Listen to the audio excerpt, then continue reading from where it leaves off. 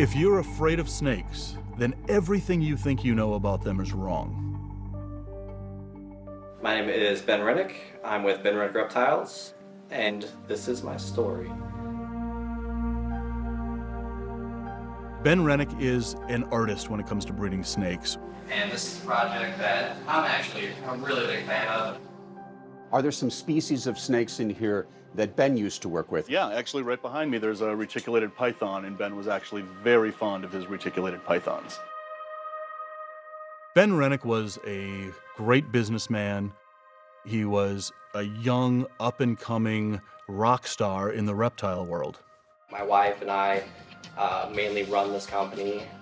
Linley Renick is a kind soul, a devoted mother, and I would say a genuinely caring person. They were happy, you know, they were very busy, you know, they worked a lot. And there was never any instance of anything ever being wrong. On June 8th of 2017, at about 5:30 in the afternoon, Linley Renick drives home to where her home and her husband's snake facility is. She goes inside and she finds her husband, Ben Renick, lying face down in a pool of blood. I got a call from Linley. She was hysterical, complete panic. 911, what's the address of the emergency? And I went in to try and find Ben. And when I found Ben and his body, I knew that it was too late. Oh my God, my brother's dead. What may have happened? He got killed by a snake. And I assumed it was a snake. Carry for 1850. The whole building's full of snakes. There's a snake every 4 inches in here. I don't know what to start. Someone being killed by a snake is not something that happens every day, especially in Missouri. Paramedic said there's a bite mark on him, so if there's a snake loose in here, so watch your... Being the coroner, walking into a death scene with thousands of snakes jumping at the cages, it was just a crazy scene to be at. Do we have anybody we could call to deal with an anaconda? I'm gonna kill it. We'll see it. How could you have something big enough to kill a person here? I still didn't know what to think. I squatted down next to the body. There's significant damage. There's blood all around. When I saw that shell casing on the shelf just above his head, I knew this was not from a snake. This was something much more heinous. I knew that this was a homicide at that time. Who would want to kill Ben Renick? That was the question. We couldn't have imagined anything like that. And it was a long wait until we got that answer.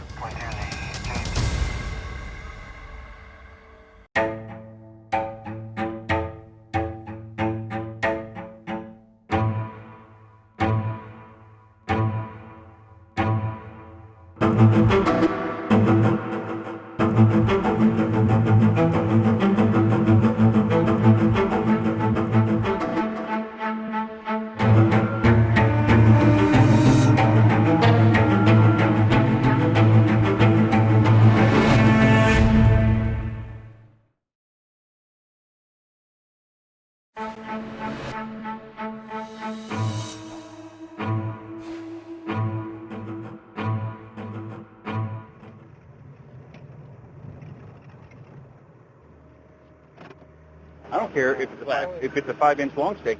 And if somebody's trying to bite me, I'm gonna light it up. On a hot Missouri summer day in June 2017, Montgomery County Sheriff's deputies were called to a unique and potentially dangerous death scene. A literal snake pit, a building with more than 3,000 exotic serpents. Something got him, so watch your...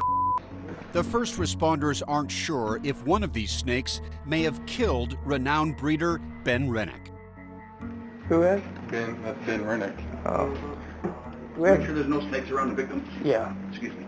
Coroner Dave Colbert had never seen anything like it. They're holding shotguns in hand. They were guns out. You could just feel the anxiety amongst everyone there. No one knew where the killer could be coiled or lurking. But while examining Ben's body, the coroner made that surprising discovery. Ben's body, lying face down, hid the true cause of death. He hadn't been bitten by a giant snake. Ben had been shot 8 times, once at close range. This was something that was not just a random act. There's a snake, honey. Nearby was Ben's wife, Linley. She had discovered his body. And she was visibly upset, what you would describe as somebody who is grieving and, just lost a loved one. This is Sam. This is brother. Ben. Okay. Linley had called Sam, who rushed to the scene. Sam? Linley got here before I did, so I don't know that. He was always shot in the back, almost exclusively. I don't think he saw it coming at all. Ben had such a future ahead of him. He was 29 years old. He was almost 30. A lot was lost. Near this remote highway, about 80 miles west of St. Louis, once stood a world-renowned snake breeding facility, Renick Reptiles, where Ben Renick built his empire of serpents. Welcome to the basement of Renick Reptiles. We keep reticulated pythons, blood pythons, white-lip pythons, green anacondas. Ben had his first snake at a very young age, and that became somewhat of a passion for him. Became a hobby, did build into a business, and he was very good at what he did. At the time of the murder, Sam and Ben Renick were living in separate houses with their families on this 70-acre spread. We lived out there together and raised our kids out there together. Then we went fishing on the weekends, and we were close. Ben and Linley first met when they were teenagers. They reconnected in 2011, says local attorney Catherine Berger. They hit it off right away, and their relationship got pretty serious pretty quickly. I think they moved in together within the first year of dating. Linley had a son from a previous relationship. Sam says Ben became a second father to the child. In 2014, Ben and Linley decided to tie the knot. They had a beautiful wedding. It was a beautiful, small family event, and it was very special. Soon, they had a baby of their own, a growing family to go with their booming snake breeding business. Linley found Ben's passion interesting. She would work day and night helping Ben with the snakes, handling them, cleaning them, sorting them. In 2016, they opened a second business, Essentia Spa in Columbia, Missouri, a longtime dream of Linley, who once worked as a massage therapist. Hi, I'm Linley. I'm the owner here. I know that when she started her spa business, it's just something that she had always wanted to do, that that empowered her quite a bit. By 2017, Renick's snake business was wildly successful. He was shipping his snakes around the world, from the UK to Japan, and traveling to reptile conventions across the United States. He was so successful, Ben realized, that if he sold a portion of Renick Reptiles, he could make some real money. Ben had planned on selling the majority of his ball python collections for, from my understanding, it was about $1.2 million.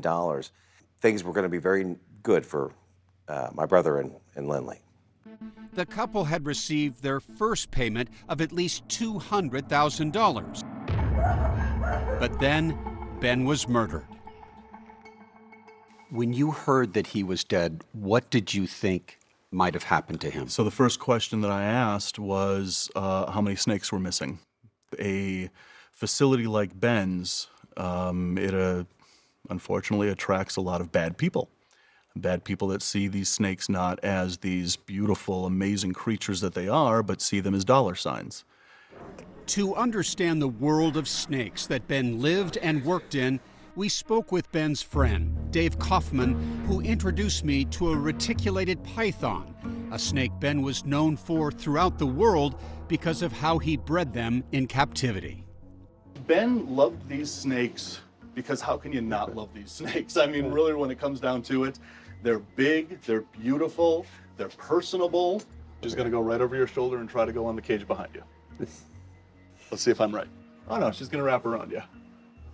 My new scarf. There you go.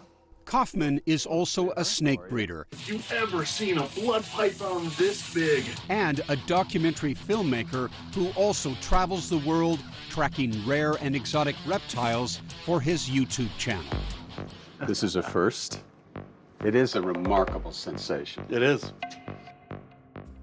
Investigators looked into the theory that Ben's murder may have been a robbery gone bad, but ruled it out. No snakes were missing. Dave Colbert says it made sense to look more carefully at those closest to Ben. We definitely didn't want to exclude anybody from being a possible suspect. I didn't know if Sam was involved, didn't know if Linley was involved. The day after his brother's murder, Sam Renick was brought in for questioning. I don't know where to start. Okay. And they also brought in Linley. Do you have any questions for us? What happened? Yeah, no, yeah. What do I do? You know, your friends and family. But soon enough, those same friends and family would have reason to question everything they thought they knew about Linley Renick. Linley that we knew back then was very sweet, kind. However, there were other sides there that we didn't know.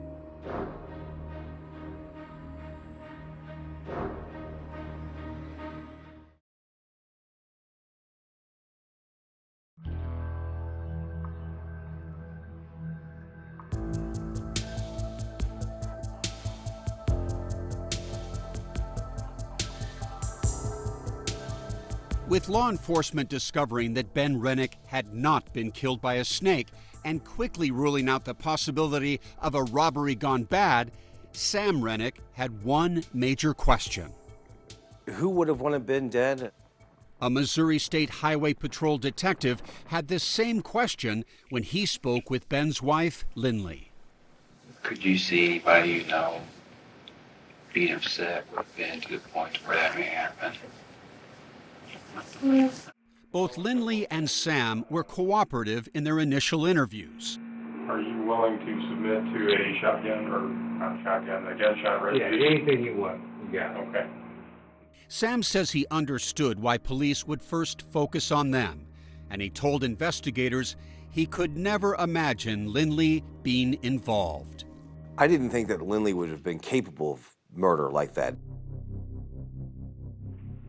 Linley also agreed to a gunshot residue test, but in her one-on-one interview with the detective, Linley made a startling claim, saying that Sam might have had a motive to kill his brother. Was there any family issues? Like between Sam and, yeah. At issue, Linley said, was Ben's plan to possibly sell the property where they all lived. She claims Sam was upset about it. Ben had inherited the property after another tragedy on the Renick family farm just 5 years earlier, the suicide of Ben and Sam's father, Frank Renick. Ben found him. He came and got me, and we went there together, and it was a tough day. Frank Renick shot himself in 2012 after being implicated in a multi-million-dollar Ponzi scheme involving fraudulent stock certificates. There's a lot of people that lost a lot of money, due to my father. Unaware that Linley was implicating him, Sam wondered whether Ben had been killed in an act of revenge against their father. We were concerned, however, that someone could have been upset enough to have waited and done something like this. But that theory never took off, and Sam, who had tested negative for gun residue on his hands, was ruled out after cooperating fully with investigators. I provided them, everything I had, my cell phone, the shirt off my back, my alibi as to where I was when the murder happened. I gave a polygraph. As Highway Patrol detectives continued their investigation, the reptile community stepped up to help Ben's wife and children. We have a male fire cinnamon. They held this online auction of donated snakes. She's a pretty girl, guys. Raising more than $40,000. Guys, remember, all this money is going to a great cause. You guys banded together and you got thousands of dollars to Linley to help her during this time of crisis. We raised tens of thousands of dollars to help Linley and the kids. Because you felt she was a victim. That's correct. But that supposed victim had a startling confession when Linley spoke with detectives again just 11 days after Ben's murder. So have you been talking to anyone, or did you have a relationship? Eric. How long did you guys know about? Linley admitted she had been unfaithful. It was just sex. Did he think the same way? Yeah. Detectives checked that man's alibi and cleared him of any suspicion.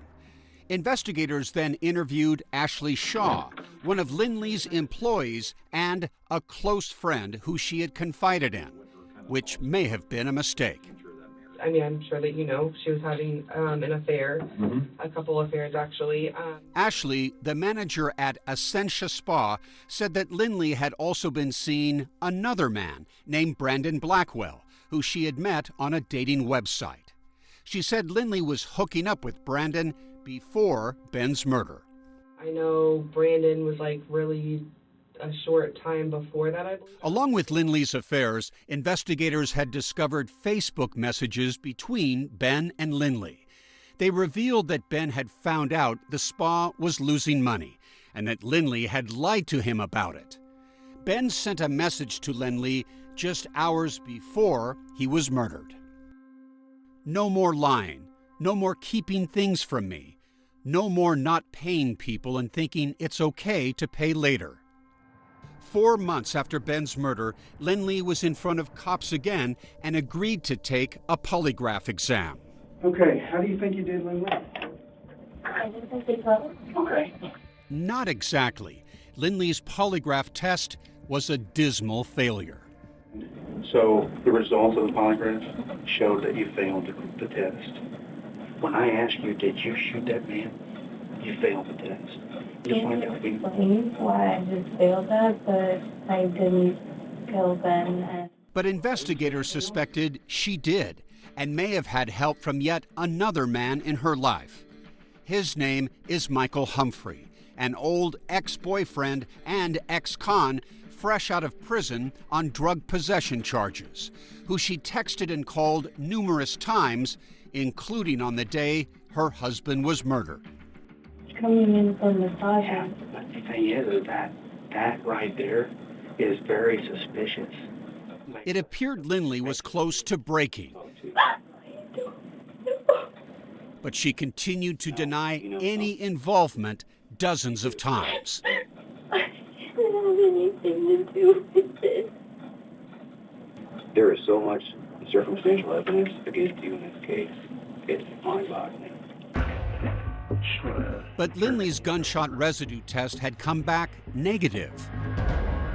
With no witnesses, no murder weapon found, or direct evidence linking her to Ben's murder, I need to go get my children. she left that interrogation room a free woman.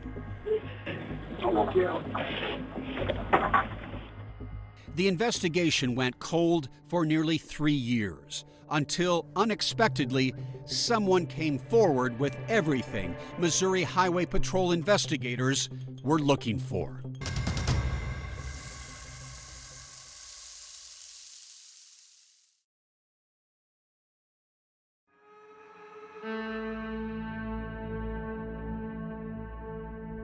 The boas are long gone. Pythons packed up.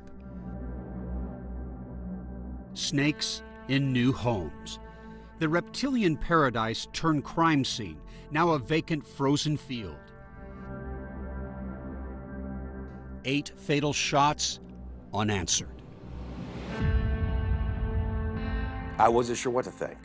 Unaware that investigators suspected Linley, Ben Renick's brother Sam was left more than a little uneasy.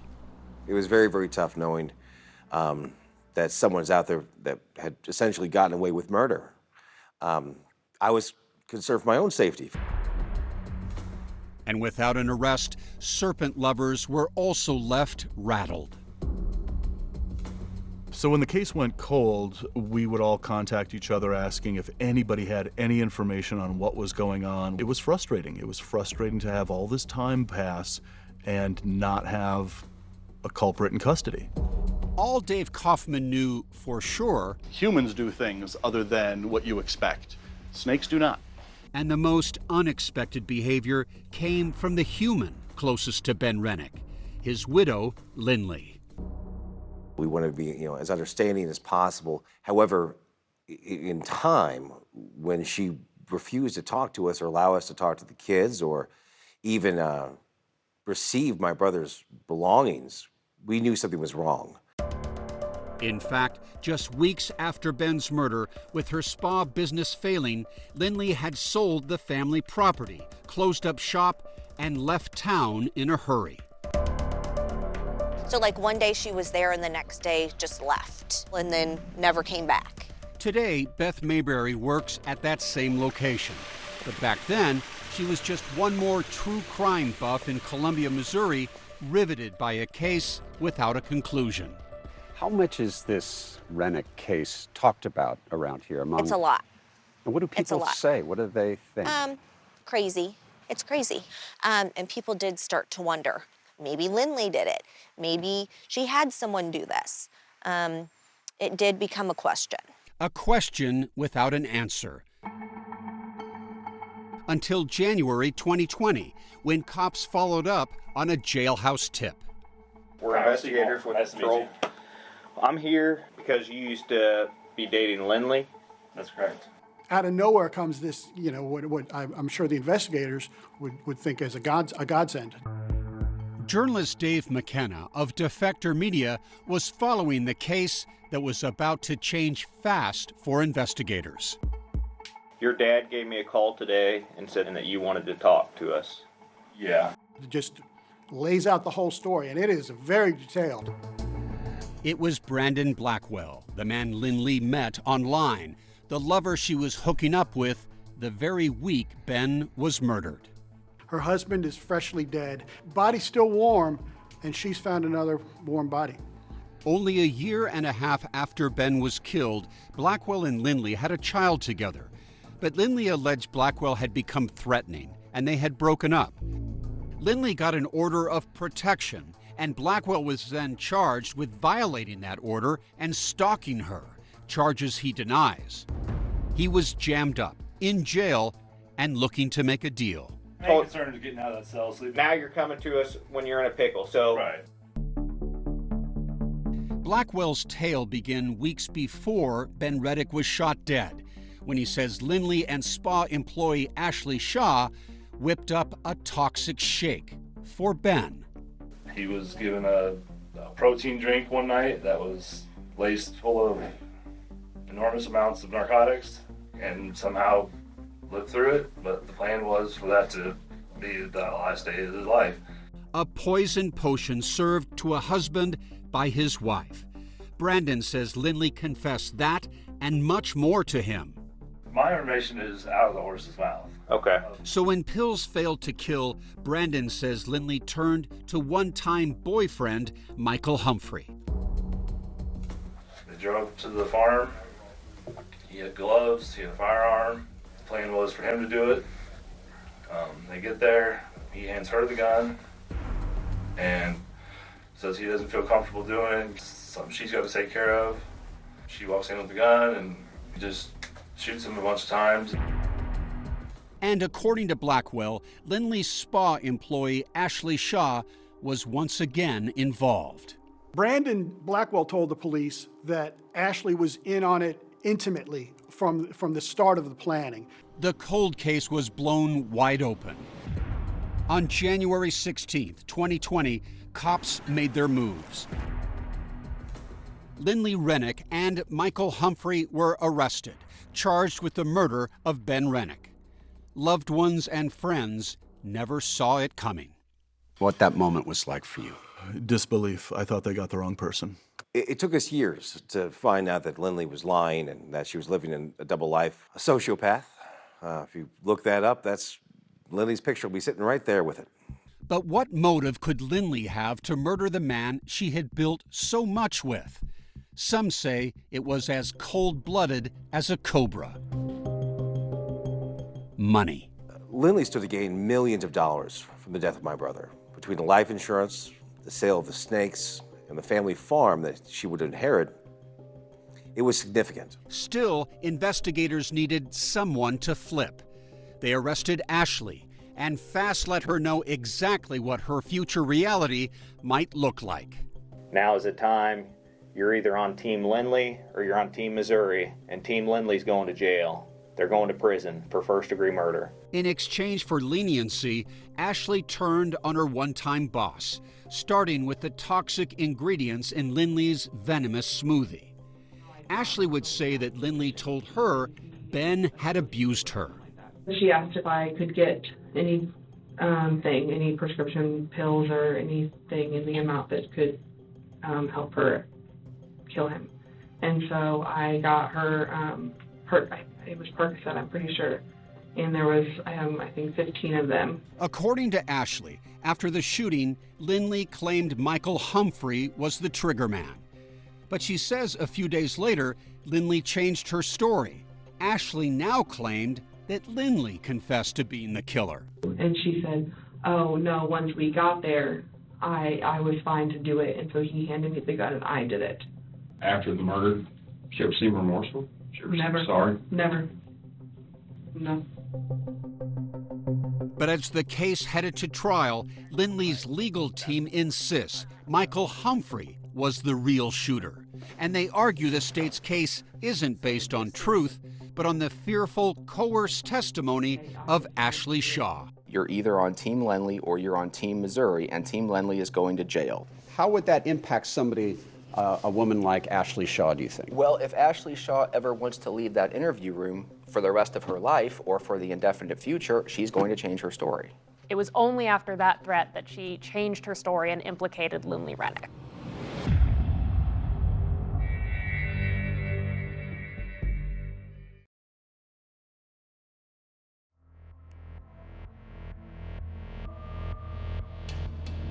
I don't know what happened with him. I don't know. It took a lot of time to just process, the lies that we were given by Linley. In late 2021, Sam Renick was bracing himself for the trials of his brother's alleged killers. My biggest concern was keeping my composure during the whole time. First up, Linley's old boyfriend, Michael Humphrey. The prosecution said Linley fired the gun and that Humphrey was in on the plan. Prosecutors said he was in on the plotting, he provided the weapon, he helped knock off her husband. But that murder weapon had not been recovered. Humphrey's defense argued that he had been lured to the snake farm by Linley, who claimed she wanted protection when asking Ben for a divorce. Linley had then surprised him and pulled out a gun and shot her husband. They painted him as kind of a fawning suitor of this pretty blonde, petite snake salesman. The jury didn't believe Humphrey's story of being an innocent spectator. After deliberating for just 5 hours, jurors convicted him of first-degree murder. Linley is a manipulator, and I truly believe that he was manipulated into where he is right now. Then, facing life behind bars, Michael Humphrey changed his story. Linley's trial attorneys Tim Hessman and Catherine Berger. He decides to flip. Why does he do that? He's convicted of first-degree murder after a jury trial. He agrees to cooperate with the state in the hopes that he might be able to parole out eventually. Humphrey now admits that he provided the gun that Linley used to shoot her husband. And he tells them where they can find it, which is in his girlfriend's mother's attic. With the murder weapon in hand, jurors in Linley's upcoming trial would have to answer one unresolved question. Who pulled the trigger? This is case number 3007, State versus Linley. Renick. The defendant, Linley Renick, shot her husband, Ben, 8 times, killing him. We're going to come back and ask you to find her guilty of murder. The prosecution painted Linley as cold-blooded as one of her husband's snakes, a killer who shot Ben and then went about her daily routine as if nothing had happened. She goes to the school, picks up her 2 children, and drives them back to the place where she knows she is going to find their father's dead body.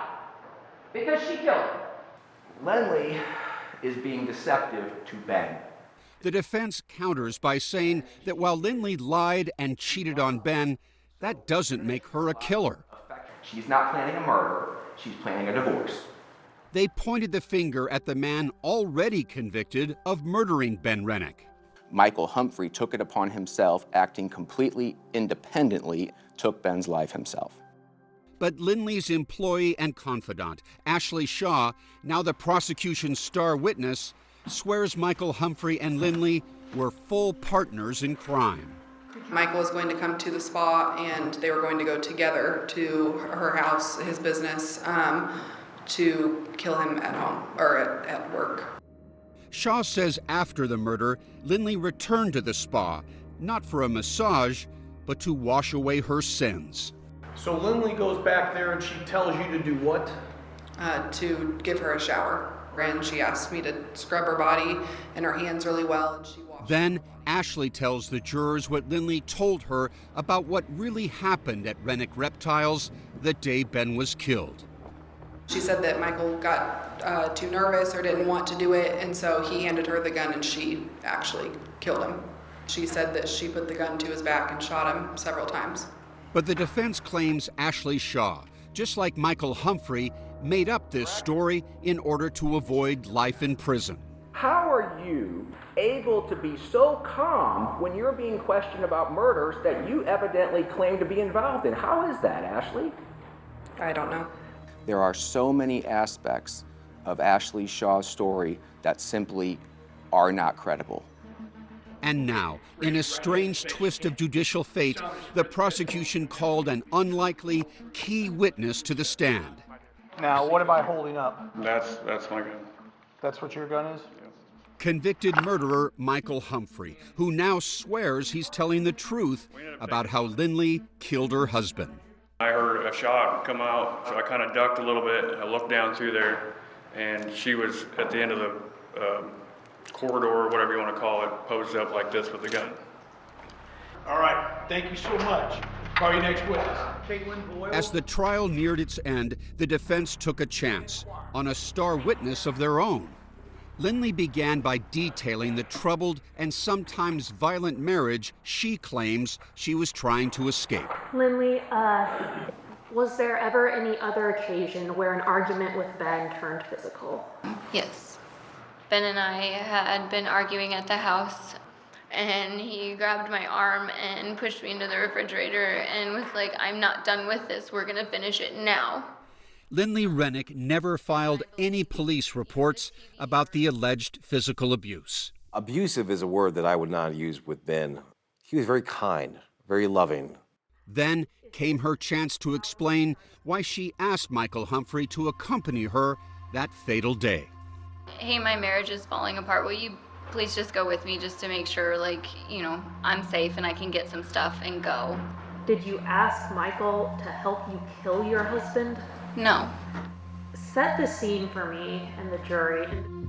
I walked up right behind Michael, and then Michael turned around and I saw a gun in his hands, and then I heard shots ring out and I screamed and I ran outside, and then I heard more shots go off and everything just went numb, and I remember staring at the trees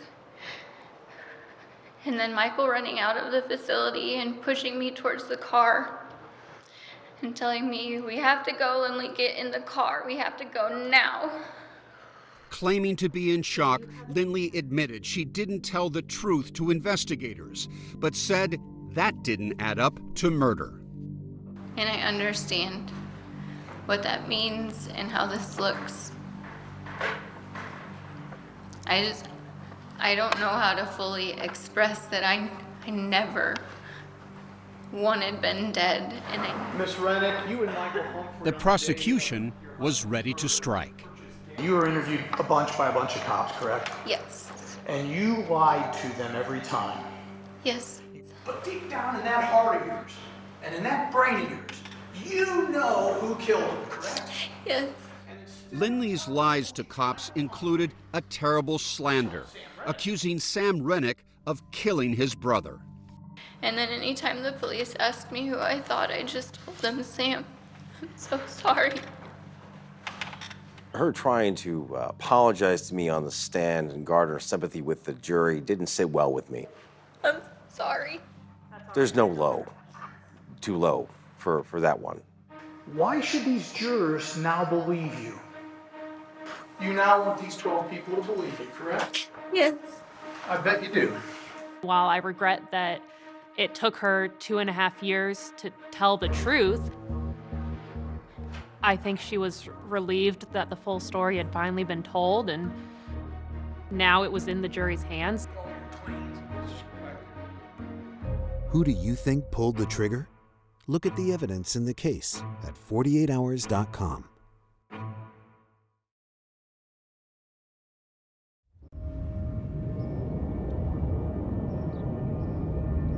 It had been almost 5 long years since Ben Renick was murdered. Exhausted, Sam waited for a jury to weigh the evidence against his younger brother's bride. And for the record, And after 12 hours, the judge revealed the verdict. As to count 1, we, the jury, find the defendant, Linley Renick, guilty of murder in the 2nd degree. Verdict as to count 2, we, the jury, find the defendant guilty of armed criminal action. In that moment, 33-year-old Linley Renick became a convicted killer. She really believed that she was going to get away with all this. And she really believed that she was going to get what she had planned after murdering my brother. The time still to be measured, the length of her stay in a Missouri prison. You may now retire to consider punishment in this case. For that, jurors gathered again for a separate sentencing hearing. While life was an option, the jury would settle on something considerably less. Punishment for murder in the 2nd degree at 13 years. Punishment for armed criminal action at 3 years. 13 plus 3 for Ben Renick's life. Jurors never said why they chose such a seemingly light punishment. But 6 weeks later, Sam would tell the court that the sentence itself was an injustice. I beg the common person to watch the trial again and ask themselves if my brother's life was worth only 16 years.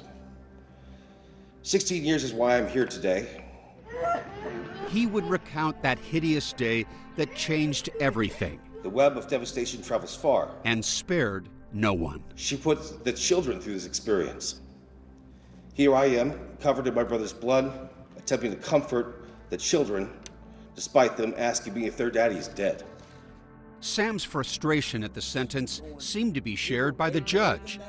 But under Missouri law, he could not increase Linley's punishment. You're awful lucky, ma'am. You're gonna get out in your 40s, and my 40s weren't too bad. I just hope you don't kill again. That's it.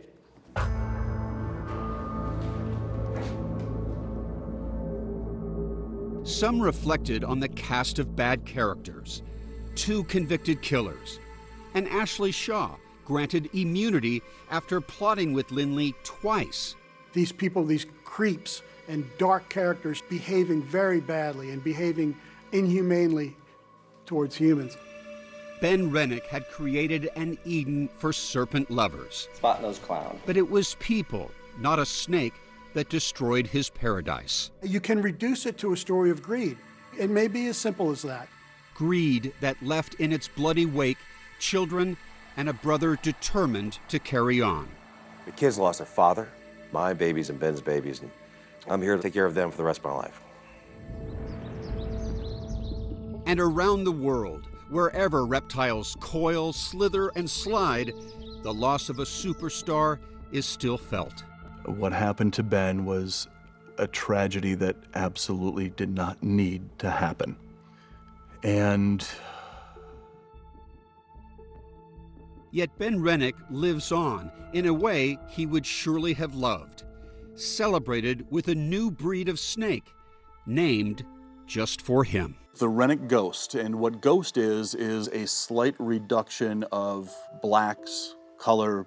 It gives the snake kind of a ghosty appearance to it. And that is such a testament to what Ben meant to this community that he now has a mutation of a snake named after him. You miss your friend. Every single expo that we would see each other at, there is a vacancy there that will never be filled again.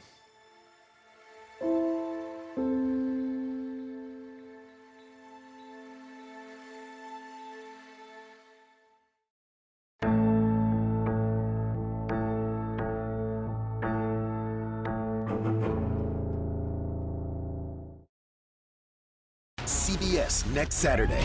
48 Hours brings you back-to-back episodes all summer long. Next week, House of Horrors. Something went terribly, terribly wrong. Heidi was struck in the back as she was trying to flee towards the kitchen. 48 Hours primetime double feature next Saturday on CBS and streaming on Paramount+.